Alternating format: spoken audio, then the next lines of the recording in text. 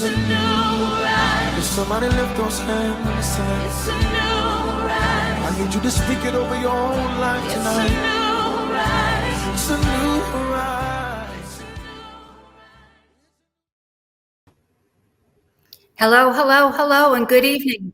I'm Megan DiMartino, and I am thrilled to be here with you tonight on the Propel Deep Dive Global. And this is a program, folks, that we share information, inspiration, and hopefully encouragement to start, scale, and sustain the business and life of your dreams. And this is part of the Propel community and the Propel program. And every Wednesday night, I interview a leader and a legend. And with that, you will hear your story within their story. It is so compelling to listen to each person, and every person's story is different, but you hear a thread throughout it. And I'll earmark that as well during the conversation with my guest, Heather Frierson, tonight. But I do want to guide you to YouTube. We've been doing lives and podcasts on YouTube since March of 20. At first, it was called the Unique Leaders Live and Podcast, and we segued into Propel a little over a year ago when I started the Propel course, the Propel Your Business and Life Activation Program, and then evolved it with the Propel community and started up again with the Propel Deep Dive. So you can go there and see all of the amazing folks that I have had the blessing to interview since March of 20. So while you're there, though, please subscribe because it truly does help others to find us. This is live tonight, and I'm saying hello to our guests that are with us on Facebook and Instagram and LinkedIn and YouTube, of course, and X. And we're so thrilled that you're here. And my colleague, Angeline, will be streaming our social media information and Heather's as well. So this is just a robust evening of conversation, of, as I said, of encouragement and inspiration to start whatever you want to start, whatever that might be. But Heather's story will be compelling to Heather, and you will see yourself within that. So without further ado, I'd like to introduce to you my guest this evening, Heather Frierson. Hi. Hello, hello. Hello, hello. Thanks for having me tonight. I really appreciate it. It's what an honor. Well, it's my honor to have you with me. I was sharing with Angeline, our producer, and my colleague, that we met a couple of weeks back at a colleague, Lisa Beth, better known as LB, and she has many things. She was the founding president of Texas Women in Business. She has a marketing company, and she's now the founder of Not on My Watch, or Not on Our Watch. See, once I get that in my brain. But anyhow, Not on Our Watch. And it's about education with for people to understand really about human trafficking and what's happening with kids. So we met that evening, and she had individuals who are the founders and architects of networking groups in the Austin market speak. And when you spoke, Heather, it just so resonated with me about what you said, how you said it, that I said, I really need to know this woman and I need to know more about her. And we did have the opportunity to then do a kind of a speed networking thing right after you guys spoke. But still, there were other people that we were talking with. And so I really wanted to not only get to know you, but I wanted our guests, our platform, to know you as well. Yeah. So that's a little backstory. But how I start this evening, or the evening of the Propel Deep Dive, and you said you did a deep dive on some of the guests. So I don't know if you listened to, various people. But what I ask people is to give a little snapshot, because again, the thread of this is to encourage people to see themselves that they too can start, scale, and sustain businesses and lives of their dreams. And as I always say, if you don't have a life, you may have started a business, but it's just a job. So you need to integrate the two together. So your story, as I said, as well as all of our guests, is so important because it is, people will hear themselves in it and it will resonate with them. So we'll get to what you're doing currently and with your nonprofit and what you're doing in career. But you share with us a little thumbnail of young Heather and where you started, where this journey started, and what, from your mindset, how and where did your journey begin with what you're doing today? Wow, yeah, that's a deep question that I, get asked often because of it's so. What I do is combining the different elements of what I do with creating women is so unique. And so, just a thumbnail, if you will, a snapshot of that is really, I feel like at a young age, very young, in high school, even maybe earlier, had my plans. Like I knew what I wanted to do. I was one of those people like, this is what I'm going to college for. This is what I'm going to do. This is what I won't. This is what I won't do. And I've had to learn that lesson the hard way to never say that. And went to school for fashion, love fashion, still do, which is another way that you and I connected that evening was our backstory of fashion and what we've done. And really went head on graduating and then working in the industry. And it was just like that. The Lord switched me and said, actually, that wasn't my plan for you. You didn't ask. And we're going over here and switched me literally.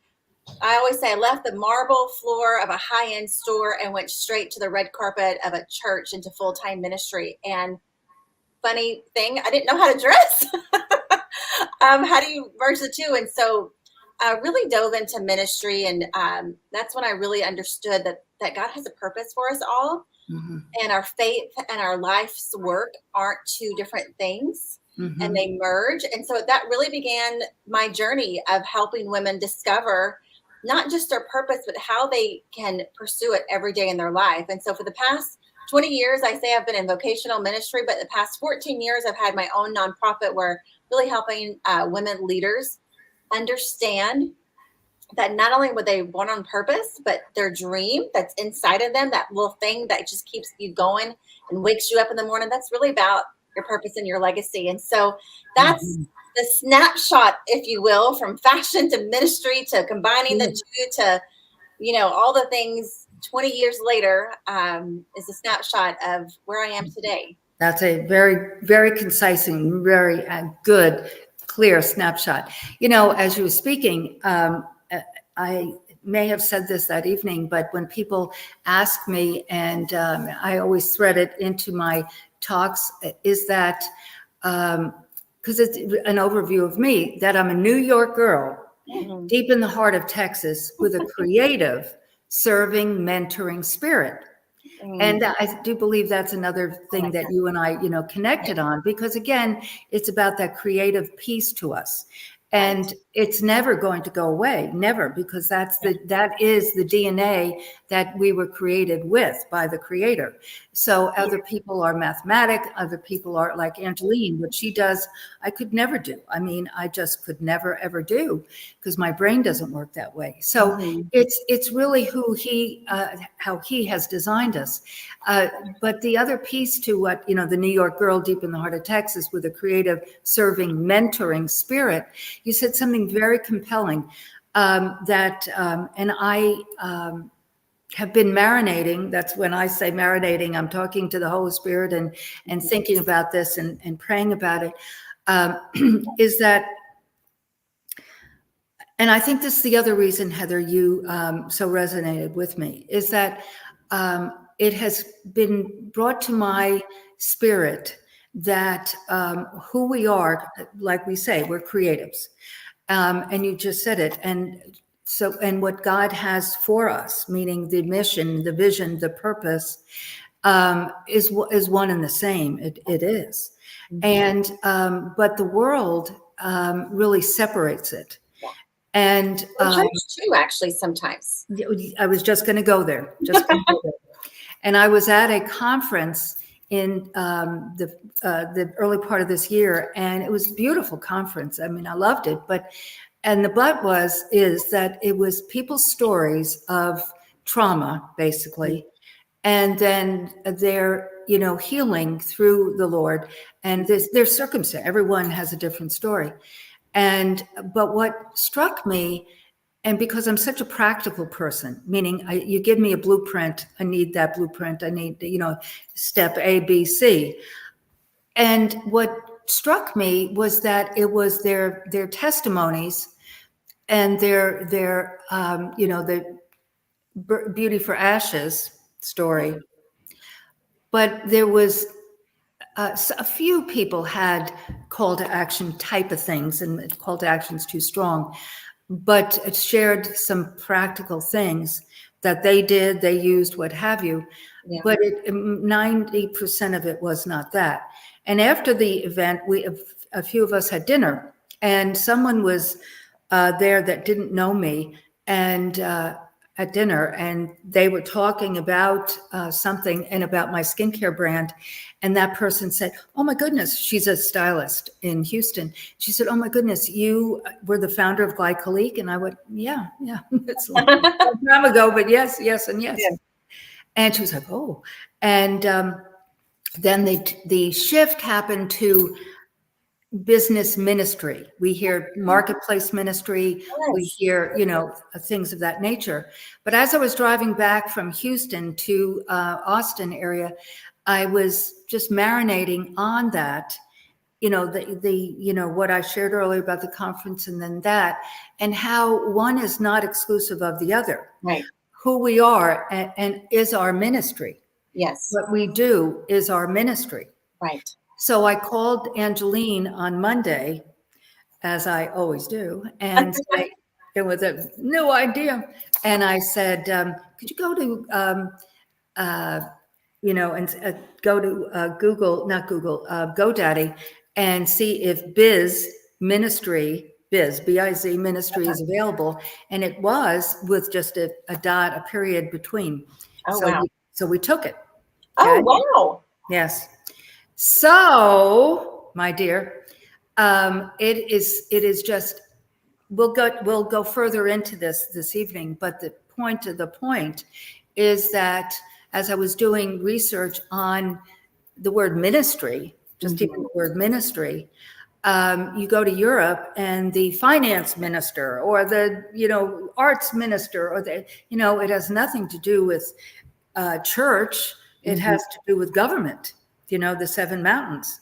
And so it's incumbent upon us to help people understand this, that their secret sauce, their life, what they do, what they're, like me as a little kid. I mean, I lived in a very neighborhood blue collar area. Yeah. Long Island, and I was the kid that said, "Hey, let's do a play, let's do a lemonade stand, let's do this, let's do that." So my entrepreneurial spirit and my creative spirit was always there, but it has been evolving and being developed over time. So yes, things you need, coaches and trainers and things, but programs like Propel. But it is, so what I want to focus on tonight on some level is this, okay? So when you started, so you very quickly said you went in the marble floors,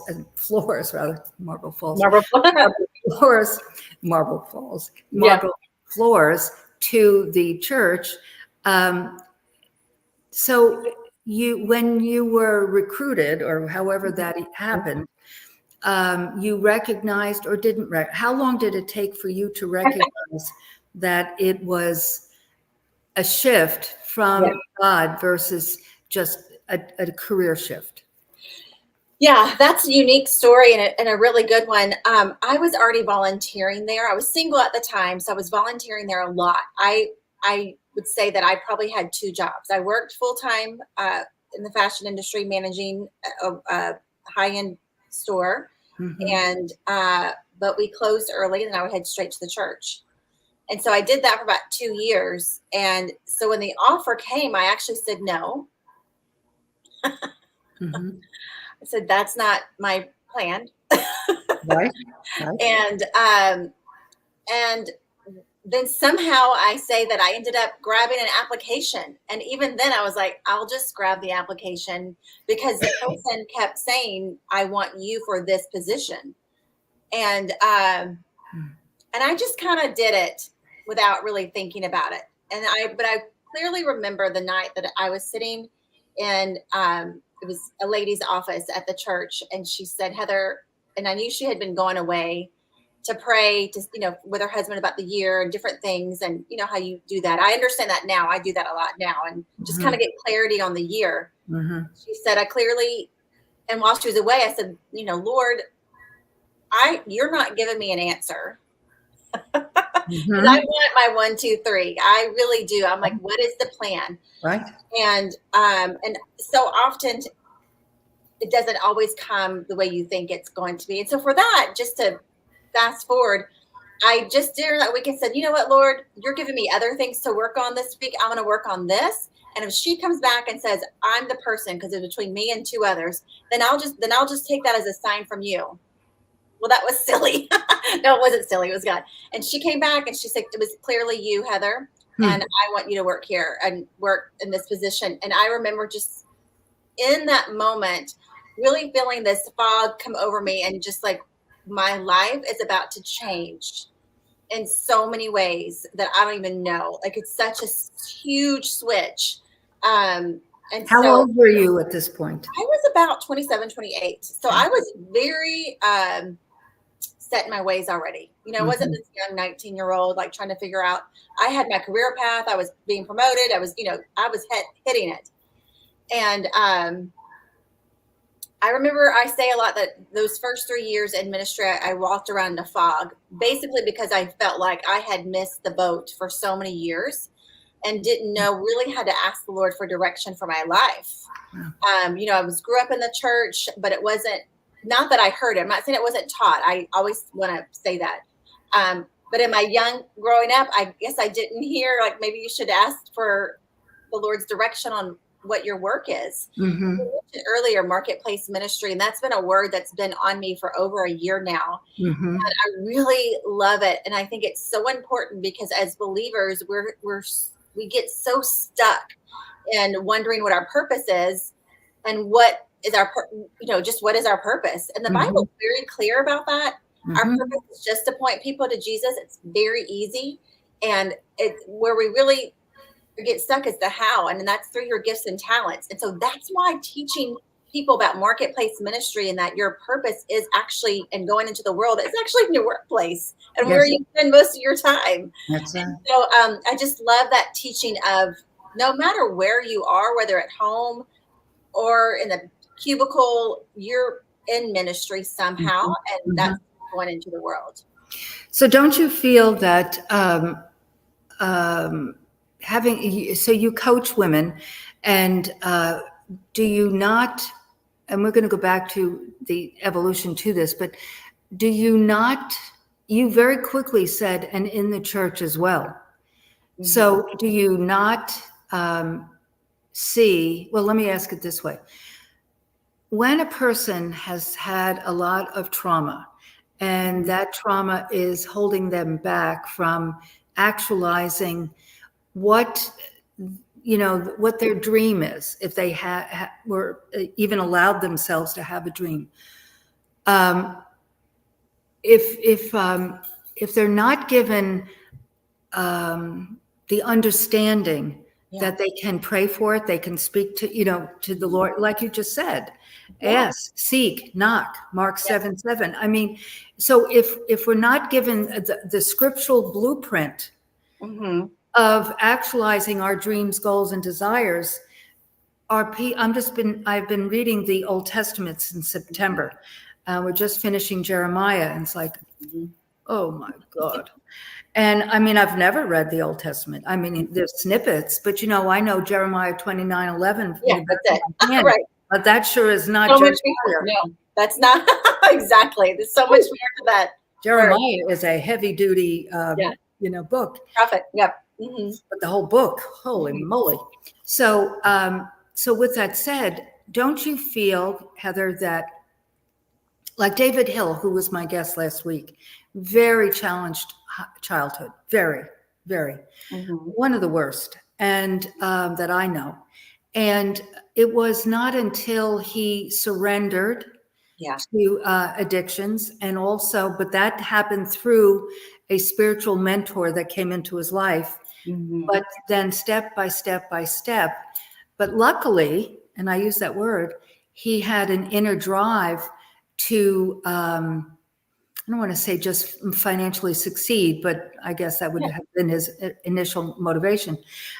So he has always been in sales of some sort, but now he clearly sees the integration of, the two together. But the shift did not happen for him until he was led to AA and other things like that, and changed his life. So I personally feel that it's so, what we do is so important. Yeah, it really is.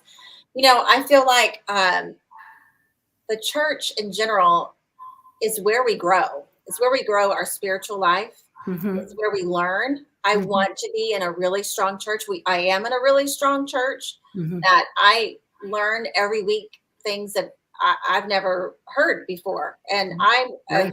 very daily Bible reader and studier. Mm-hmm. And so I think it's important. But then you go. Mm-hmm. Then you go. Right. And that's the part that I don't think that in general a lot of churches talk about. Now there are churches that my church for sure talks about it, and I think there's. Mm-hmm. So I don't want to give that slap right Sure. at all. But I think as believers, that's actually a lie that the enemy probably tells us more than anything, Yes. more than just being in a church that doesn't speak about it.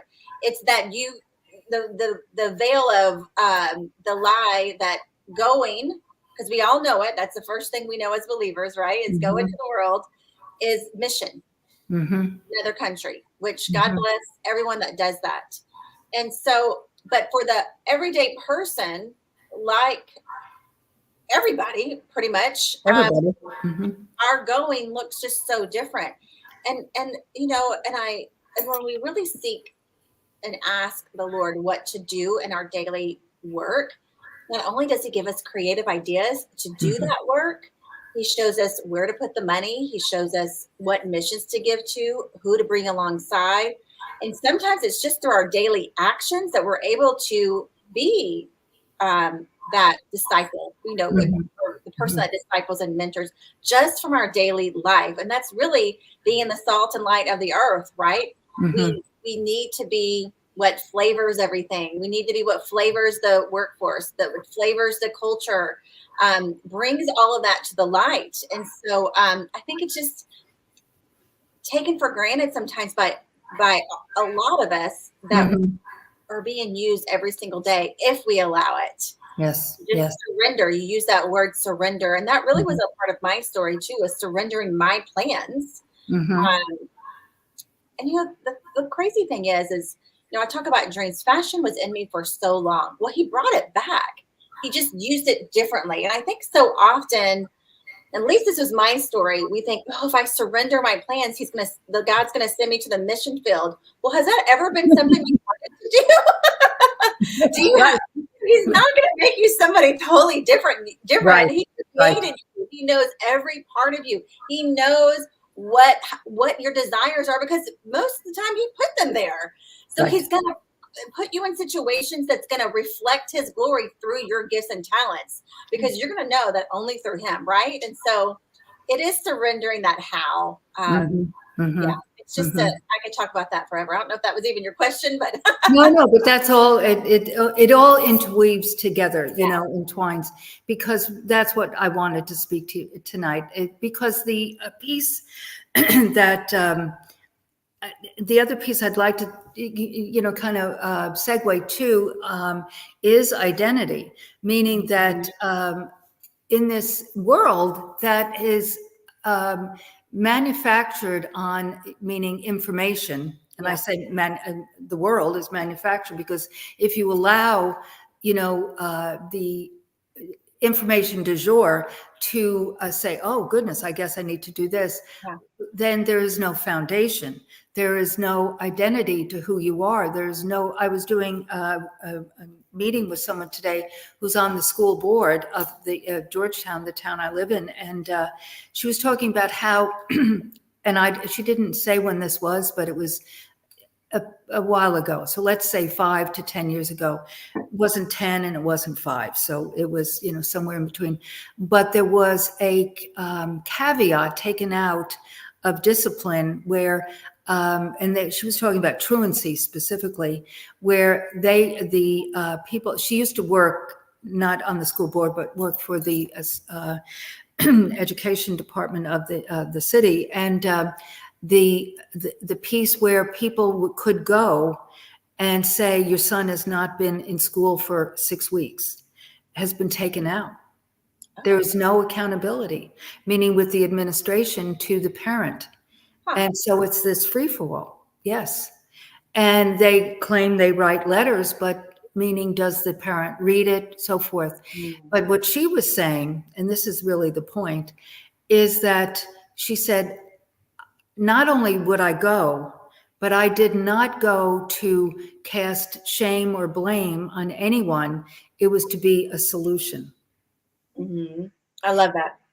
To be a solution. And and so that's where this chasm has happened, meaning there's no accountability, but there's no caring, about that person making it, graduating, getting, finishing, whatever it is. And so here we are in this, ever daily changing world. And luckily my kids are grown, but you have small children. How do you navigate that? How do you navigate instilling in them to be of this world, but in this world, but not of this world? Yeah. It's so different for everyone, and including my own kids. I have two very different girls. And so the way I do that is different, and it's been a hard lesson for me. One I say is very impressionable, and the other is is not. And this story just popped in my mind, and so I'll just share it. There was and this leads into the how. There was this tornado warning about a year or two ago. I can't remember. We knew on the news it was coming about this time, 3:00, if we're going to have it. Well, I knew I could get some errands in, which is crazy. I know when I say it like that, but we did. So we were walking through this gas station. Their girls were getting a snack, and I'm holding my youngest or her hand, and all of a sudden I hear her sniffling. And I said, "Are you crying? What's wrong?" She said, "Mommy, what are the people going to do that during the tornado that live underneath the bridge?" And I went, "Oh my gosh, I was here running errands, trying to get my stuff done before we had to possibly, secure ourselves." And then here's my 7-year-old at the time crying over the people in the bridge. I literally picked her up, had to carry her around the store while she cried.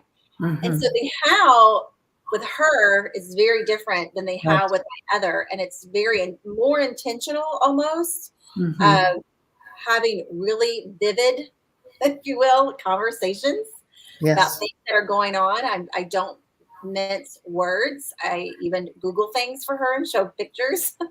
And for us, we've placed them in a really good church. We make sure that they're in youth group, and thankfully we are allowed to go to a private Christian school as well. So that's something that has been really good for us. But it's what I find is that it's the identity issue as it is, no matter what you're talking about, because you can find your identity in anything, art, money, anything. It's really starting at a young age of pouring into them those scriptures when you can, not the drill, but hey, did you know that you're the head and the tail? Hey, did you know that God has a plan and a purpose for you? It's these things that we just say and then just have honest conversations. And that's really been my journey with it. I don't do it perfectly for sure. That whole identity issue, which is big, of course, in this generation and season, has always been an issue, but maybe look different. Whereas work and all the things. And so, because we're going to find our identity in so many things if we don't know who our creator is. That's it right there. So that's all it is. Mhm. Everyone's hurting until they Mhm. know who they are. Yes, yes. And, like you said, you're subtly sharing scripture, point of reference, not bashing the kids over their head, entwining it in the daily life. Yeah. Yes. But so would you say that that is what you do with your work, meaning when you're coaching and mentoring individuals? Yeah, I for sure don't think I'd be able to help anyone that didn't have a faith base. So I would start there. Because that's just something that's going to ooze out of me. So if you want me to coach or teach, now I teach in non-faith-based communities, and I know how to do that. But when you see people and you're like, something's different, or someone's speaking and they can't use their faith, but they say certain things, and you're like, oh, they're a believer. And so there's ways we can do it for sure. And so, yeah, I think just everything I do, I intertwine it because you can't help but. I mentioned reading the Old Testament and listening to it because it's this app called the Global Bible Revival to read the Bible cover to cover in 1 year. Wow. So we started in September. So the reason I bring it up again is that I had a room on Clubhouse for over a year with a gentleman named, and his name is Pastor Anthony Hart. Now, Clubhouse is an audio app. Like this is live, so this is going everywhere. But it was an audio app where what was really cool about it is people came into the room and could interact verbally. And so there were so many times, Heather, that people came in from all over the world and were questioning. And again, because he's a pastor, Pastor Anthony in Virginia Beach, would ask questions. But what was really fabulous, and it was really cool because it was just the love of God that oozed out, not only from he and I, but also the word. And people never were combative. They were not. They just received, they might have thought they were going to be, but they weren't. And so like you said, you go into just, the world and marketplace, and do consulting and work. I think that the other piece is what I was just sharing, is that the world is looking for just acceptance, love. Yeah, for sure. I mean, that's, God's 10 commandments, love thy neighbor as thyself. So the number one is, that he is God, and don't take strange gods before me. And that could be anything, like you said, money, position, career, anything, but love thyself as, and so that's the kicker is, and we talked about, people being broken, but not having a toolkit. And so it's that, a piece also where it's just sharing. And that's what Jesus did, really. Walked the byways and highways and shared love and acceptance, not criticism. He was direct, but he was not harsh. And this is the way it is. Do you feel that in your work, like you shared about your girls, because everyone's different and everyone's backgrounds are different and their personalities are different, like you shared about your daughter. With the empathy chip, strong empathy chip. Yes, strong. Yes, she does. Strong. And that's not going to leave. That's part of her. No. Yeah. So when you're working with John Maxwell's program, for instance, or your own curriculum, and how do you help a person who just not only resistant, like I said, they come into the room and they're ready to be defiant, but yet they were just shared by love and the word. How would you work with people and show them love of God? One of the things that drew me even to the John Maxwell courses and curriculum and to get certified in that is because if you follow him long enough, he's a Christian. And even seeing him in person through the training process, I remember hearing him say, I'm a believer. You don't have to be, but just so you know, all the leadership tips I'm giving you are straight from the Bible. Because that's where all the leadership is. And it's true. And it wasn't a boom, boom, boom. Right. And I've met people in the same organization that don't have the same belief system I do, but they're teaching the same principles. So leadership is leadership. Yes. Character is character. Now, with the Jesus factor, there's more favor. There's definitely a difference in how we present ourselves for sure. But I would say that's how I approach people and talk to people that maybe I don't know their belief system, or if I'm asked to speak into a different organization. Leadership is leadership. Amen. And then I'm there for some reason. The Lord has put me there. And I'm always aware of that, that there's going to be that one person, where we met, it wasn't a Christian environment per se. But like you said, I was bold about what I said because I was given the freedom to share with my organization. I can't share my organization without sharing. Right. Exactly. Yes, exactly. But there's a grace behind that. And so hopefully that answers your question. But yeah, it does. People are people. You can identify with every single person if you just ask the right questions and look for it. Yes, we're all different, but we all have pain. We all have loves. We all have life. We all have families. So just making that connection and then going from there, because sometimes it's just a connection. And like you said, someone said, you just saw me and talked to me, and now I want to know more. It's when we close the door and are so harsh about everything or anything that then you close the door for conversation. And I believe in one-on-ones and groups and that everything begins through relationship. I've learned that my whole life. And so that's what I would say is. Yeah, no, it's absolute. I mean, it just is. And that's very important there in that to be open. I think about this often when I'm in the Starbucks line, which I go often, which is I'm really trying to submit to that. Really, that's truth, actually, because I looked at how much money I spend and it's like, oh my God. I need to. When did coffee get so expensive? So anyway, but the point is that I'm either on the phone or doing something, and I became conscious of that I need to say hello and engage with that person instead of just saying thank you, bye, and not a long conversation. So it's really about being available and being open and not closing off, as you said, and that's in our daily lives. And it's so critical, especially today. Now, within that, I think you learn who, as far as business or friendships, whatever, who is your inner and outer and all that. So there's definitely not just open door to do whatever. Oh yes. No, that's yes. That is about being discerning. Oh, for sure. Yeah. And that discernment is also something that's learned. And certainly through trial and error and a lot of error. Well, I was going to ask, you have been in the marketplace for years. So how have you done that?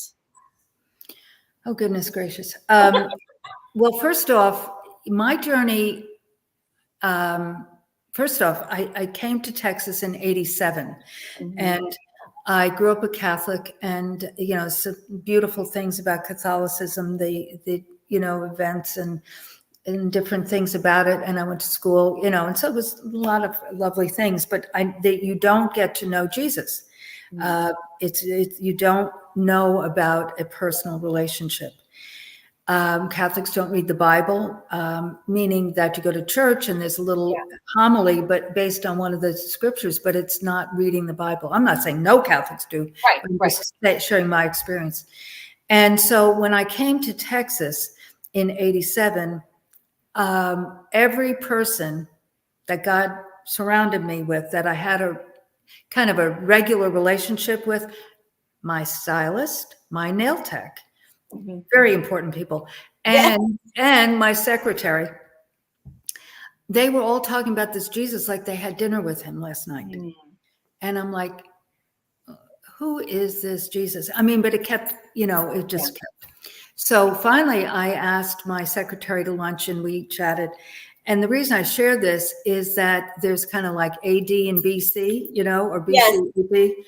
And so I came to Texas for a job, was with Alcon Laboratories for 5 years, and then left and started my first skincare brand, Glycolique. The same summer that I started Glycolique, I gave my heart to the Lord. Mm. Woo! Wow, that's a big summer. Oh my goodness gracious! And so it took a lot of time to, and I mean this, I'm being very transparent, to, even though my heart was rebirthed in my spirit, my habits and my life needed to transition, and it took a long time. But like your daughter, I have an empathy chip. I have a very similar story that my mother always shared. How we were driving to this mall, and I was in the back seat, a middle kid of 4, and there was this guy sitting on the corner, and he was homeless. Mm-hmm. And I didn't know that. And he had a sign or whatever he was doing about who he was. And she said he was a poor, unfortunate person that didn't have a home. And she started driving, and I was crying for him. Oh. And I told her to turn around and help him. And so meaning that, but that empathy chip, and I have this capacity. So of, really feeling and about people's needs and who they are, and less judgment and more, internal feeling of that one-on-one. Yeah. So in business, It's kind of beauty, I'm sure. yes. And also because I'm in the beauty and skincare, which is, I always share with people when I'm doing a class, if you don't like people, I think you better find a different industry. Yeah. Because you're with them. Face to face, yes. With them. And so it's part and parcel of me. So I'm a mentor, as I said, a creative, serving, mentoring. And so to me, it's about listening. It's about, and leadership. I was just on a summit, Ramona Rogers, Influence and Leadership Summit. And that was the thread of it. And, there's an acronym that Glenn Lundy shared years ago, but leadership is, who's the founder of Breakfast with Champions on Clubhouse. But it's to listen, to educate, to advise, and develop. And he would always say, and that's a double D. You got to do that daily. And so forever and a day, as I've been building these businesses, I have built them with knowing that A, I couldn't do it myself, and B, that it wasn't for everyone. Yeah. There were different programs that I put in place, Heather. One was my master's program. That was a training program. It's a long story, but that's not appropriate right now. But the point is that using the tools that you have used, but also since I met the Lord in 1992, and this one gal that summer, because I hadn't gotten on the road yet, I hadn't launched the line yet until the latter summer. And one day she came up to me in a very heavy Texas accent, and she had a kind of a Dorothy Hamill haircut and big earrings. This was the early 90s, so holdover from the 80s. And she stopped me and she said to me, honey. And I'm standing looking at her, and she goes, I don't know what you've done, but God has forgiven you. Because I would go to altar calls every time the church opened, right? And she said that to me. And I looked at her in her eyeballs and said, it can't be that easy. Oh. And so I share that with you as well as anyone listening, that God has forgotten whatever once you say, I'm yours. Yeah. And so I have made many mistakes in business, many. some small, some not so small. But I have, that's why the fifth C of the 5 C's of the Propel program is compassion, Yeah. but it's compassion for yourself. Mhm. Because if you carry over beating yourself up for everything that you've done or not done, It's true. it will stop you in your tracks. Yeah, you'll stay stuck and you'll never move forward. Never. You'll never propel. You'll never go to the next thing. And, it reminds me of the Bible saying we go from glory to glory. Mm-hmm. And we never arrive, Never. on this side of heaven for sure. And so just knowing that, that God's just so full of grace. Yes. And, Yes. Yes. and knowing that we have that grace is another way we can show up, is by giving that grace to others, because That's right. there's no one perfect. I for sure are not. And I don't know about you, but just as a entrepreneur and all the things, I wake up feeling pretty good and go to bed feeling pretty awful. And so it's years ago that I adopted just, one, not to make decisions, but then at night and when I'm tired, but two, like, his mercies are new every morning. Let me think about this tomorrow. What is he going to say in the morning? And just that grace that he does give you another day and he always provides a way out, which of course that scripture is about sin. And so it might not be sin that you're in, that you made a wrong decision, because that's not a sin per se, but just that he's always available to show you which way to turn. Yes. Just go back to that surrender. Yes, it is. It's surrender to making coffee. And now I'm thinking about in the Making morning. coffee instead of buying it. In the Yeah. morning, instead of saying, "Oh, I'm going to Starbucks," and now I'm thinking, well, we do have hot water in the clinic. I can, I can do this. My So husband used to do that too. He would go to Starbucks every morning. That was his routine, even though I made coffee at the house and still do. And COVID got him over that because everything shut down, or it was the freeze. It might have been the freeze. What do we call it? The snowvid, we called it. Yeah, yes, Snowmageddon. Snowmageddon. I think that was the one that he was like, I got off of it. And he started drinking black coffee because it was so cold. It was snowvid. Because it was so cold, he still needed coffee, and he switched. Yeah, I mean, and so those are those types of, I don't know if you'd call it surrender, but I guess I'm saying this because I got a conviction of how, when I looked at it's like, oh my goodness. Yeah. And this is, $5 here, whatever, but it's like, oh my goodness. That adds up. It does. It does. So in the, we went from here to there and we went into the meat, which I wanted to do, but I just would love to know, how did you transition from church to what you're currently doing? But before you answer that, I was at Celebration Church in Georgetown, and John Maxwell was there. This is during the early years of COVID. Oh, okay. I mean, it was 21, but okay. And but again, I've been following him for years and reading his books. But in studying him, I very clearly, and he talks about this, this, about that he pastored a church for years. But then he recognized that he could be much more helpful in the field and helping others and broaden the base of that.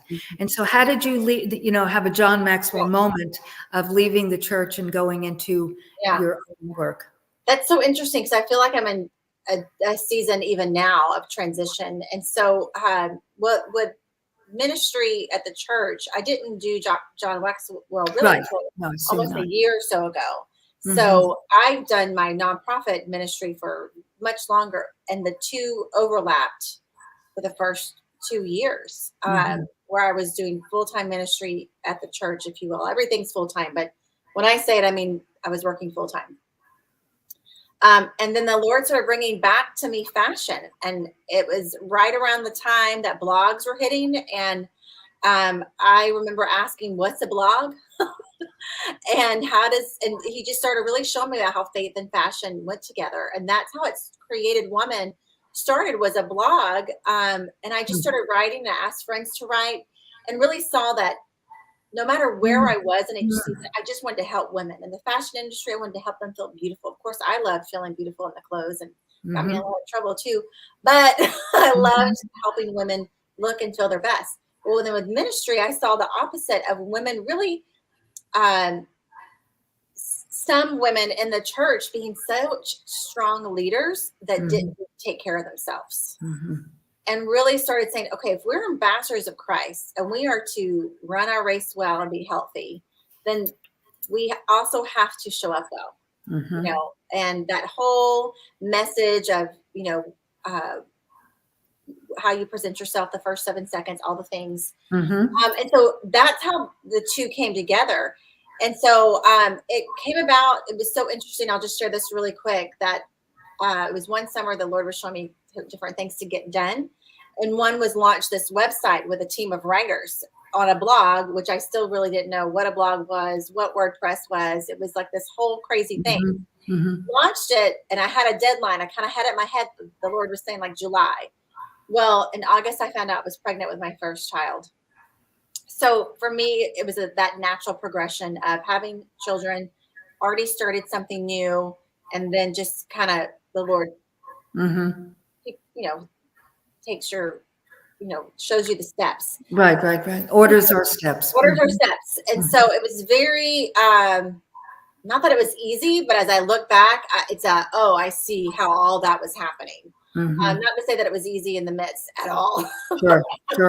And then even with going from launching a blog to, oh, we're a ministry and we have events, that was even like, I say God tricks me, and he likes to do that. I think he gives you something that he knows you love and starts weaving that into your everyday life when you're resistant like I was. And then all of a sudden you're like, okay, great, I'm still in ministry. It's like this ministry, right? Yes. And then even now changing even our language at the nonprofit the past few years, because we realized it was after COVID, we realized that the women that were coming to our events and that we were serving were strong women leaders. And before COVID, I don't know if it like knocked everybody in the head or what. Before we're like, no, really, God has a purpose for you. That dream, that business that has in your head, that whatever, that book, whatever, you're supposed to do that. And it was all it was almost like we were trying to convince women in everything we did. And then after, it was women going, yeah, we know. How do we do it? How do we get to the next level? We need community. We need more. And so even for now, we've been in a transition, and it's transitioned me, and really having not just a heart for ministry, but just a heart to help women excel and to just honor the gifts and talents they have and to use them whichever way. I'm so thankful for women like you that open spa so I can go have a spa day. Well, we don't have a spa any longer. I sold that in 20. But you did, is what I'm saying. Like you said yes, and you did it. And so we need all those things. And I think there's too many women that put that call aside. Oh, sure. Oh, again, that's, part of me that it just is. I don't say no. I just figure it out after, I just do it and then figure it out. I think we're a lot alike that way. Yes. And then, so I don't have a quote unquote spa, even though people call it again, because it was Novitas Spa for 20 years, but it's a wellness clinic. We do regenerative stem we're cell. still getting to know each other, so I need to learn more about that. Yeah, so we do regenerative stem cell and vitamin infusions, infrared sauna. And so that was a piece at Novitas Spa and Medical Rejuvenation Clinic. But I just took the spa, the spa piece out. But what's really very exciting for this conversation, but also for me personally, is 4 of the women that worked for me, Heather, as employees for over 10 years, have since started their own businesses, and now they're renting rooms from me. Wow. Under the umbrella. So as people, because the sign, we're just a block away from where we were on the historic Georgetown Square. Yes. I love that. So people walk by and go, oh, you're back, kind of thing. And so I'll give them a tour and say, well, I've shrunk the model to change the model because this is like a quarter of the size. But so and so and so and so and so and so are here, really, but it's their own business. So I love the model because it encourages them to have their own independence, and quite frankly, they were ready for it. And then that shift happened, and that pushed them to do that. And so it's, as a proud mama, it's been very gratifying to see this evolution, because that truly is what, as I said, New York girl, deep in the heart of Texas, with a creative, serving, mentoring spirit. That is truly, and that's what you do, and that's why we resonated with each other. And the beauty, the fashion part. Again, I thought I was going to be a fashion designer, and my dad had a different plan, but I've stayed in that arena and will always be in that arena. Yes. Yes. So So I ask this last question of every guest. Okay. And my dear friend Sharon Lecter, who wrote many, many books, co-author with Robert Kawasaki, Rich Dad, Poor Dad, but she wrote a book with Greg Reed called 3 Feet from Gold. And if you haven't read it, it's really, really a good book. Yes. Great. But the point of, we reach places and we give up too soon, but it's a fabulous story. But she has what she calls the success formula. And I'm not going to go through the whole thing, but it's your passion and purpose and so forth. And so with that, and you've mentioned, and we've talked at both, what is your passion and what is your purpose?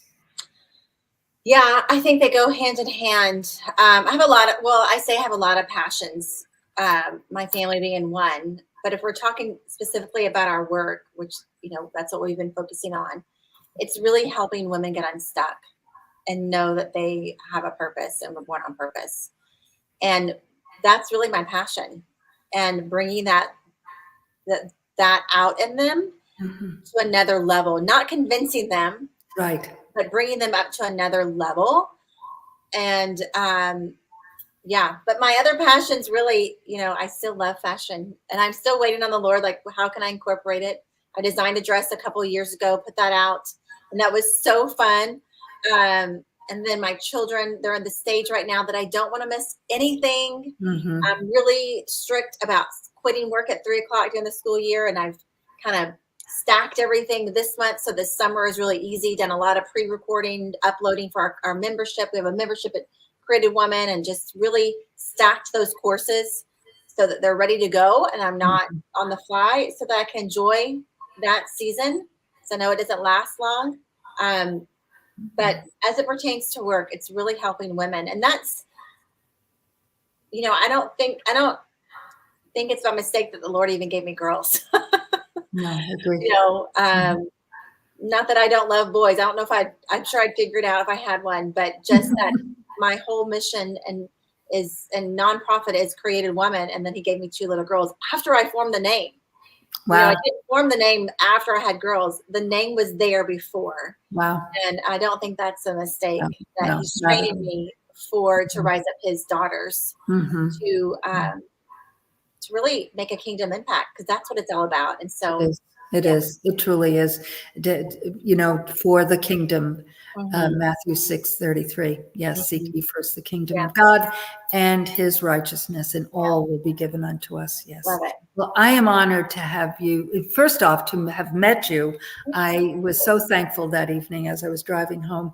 And I look forward to seeing what the Lord has in store for us in the creative woman capacity on every level. So me too. Well, I'm close to Georgetown, so I need to come to the square. I love coming to the square. Yes, it's really fun. It really is. It's gotten, when I first started the Novita Spa on the square in 2005, I started off the square in 2004, so 20 years. But it was dry. There was no one there. Half the stores were empty, but it was beautiful. Meaning, it's they say location. Yeah. So it has surely grown into itself. That's for sure. It's a great spot. Quite unique. Yes, ma'am. So thank you, Heather. So for sharing your heart, your love, your passion, your purpose. I truly, truly appreciate you, everything you do, who you are, and I really look forward to our future together. And so if you would like to just hang out in the green room for a minute as I close, and Angeline and I will say hi after we close. Yes, love it. Thank you for having me. I'll like be in the green room. Okay, well, thank you, dear. We'll see you in a bit. What a beautiful evening. Thank you all who joined us on all the platforms, Facebook and Instagram and LinkedIn and YouTube and X, all over the country. I thank you. And I know Angeline has put up Heather's social media handles that you can follow her and everything that she does. And certainly our Propel link, as we call it, the sparkle tree that Miss Kingdom Sparkle Agency, Angeline, has created for me and for you. And thank you for joining us tonight, this Wednesday night, a Propel Deep Dive Global. I say global because we interview people all over the world. And so I love that to just be able to connect us all as God has done. And so we'll see you next Wednesday. The next Propel, I have a very special guest in line for you, Carla Sequeira. So put that in your calendar, but join us. And you can go to the Sparkle Tree, the link tree, whatever you want to call it. And she's putting it across there, and go to the Propel community and join the Propel community. And you'll receive a nugget of inspiration and encouragement from me that I've written or curated every morning. It comes out at 6 o'clock my time, Central. And so you receive that every day. You get notifications of the Propel Deep Dive, and that comes to you very clearly, so you don't miss this. Also, the events that we have done and we're continue to do, so many exciting things are coming. So you will get those as a member of the community. So do join that. But as I shared earlier, it would mean so much to me and Angeline if you would go to YouTube and subscribe, and that will help others to find us. And we, just so heartfully want to help others start, scale, and sustain the business and life of their dreams. So we'll see you next Wednesday on the Propel Deep Dive. Thank you so much for joining us, and be blessed. Hello, peace. Hello, joy.